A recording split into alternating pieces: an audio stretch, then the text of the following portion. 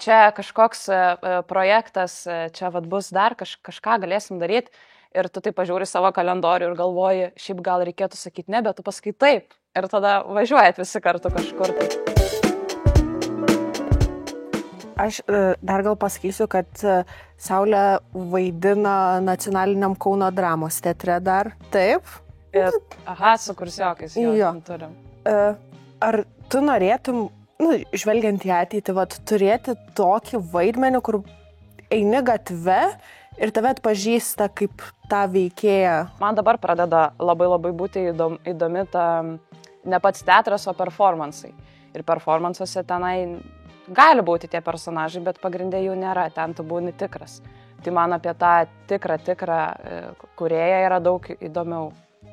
Turi universitete kažkokią slaptą vietą, mes kažkokių kambariukų matėm, kur ateini nusiramint arba šiaip pabūt, arba norėtum atsivesti jauną žmogų, mūsų būsimą studentą, moksleivį ir prodėti, žiūrėk, galėsi būti čia, galėsi čia kavą gerti. Tai visada yra smagu atsivesti čia. Va čia sakyti, mes čia esame šitoje salėje, tenai yra grimerinė.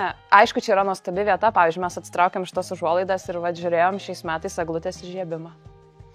Iš VIP vietų visiškai. Va, prašau, vien bonusai. Aišku, paskui užtraukėm ir sakėm, einam repetuoti. Ten buvo toks tik momentas. Ar yra kažkoks dėstytas, kuriam norėtum į kamerą perduoti linkėjimus gal? Kažkokį gerą žodį pasakyti? Iš vienos pusės tai galima čia visiems dėstytojams dėkoti.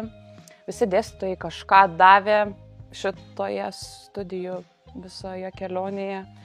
Bet į kamerą aš norėčiau perduoti linkėjimus savo bakalauro darbo vadovui Arniui. Ir labai norėčiau padėkoti Arniui už tai, kad visame šitame kažkokiam keistame bakalauro kūrimo laikotarpyje, kai aš važinėju amerikietiškais kalneliais, Arnis randa kažkokių teisingų žodžių, kurie viską atrodo sustato. Rankinį užtraukė. Kažkaip ten, nežinau, jisai moka tai padaryti. Tai aš labai dėkoju. O kaip manai, koks yra pats svarbiausias dalykas, kad tavo tas studentavimo kelionė būtų ne tik naudinga, bet ir smagi, nes atrodo, kad labai smagiai čia laiką leidi.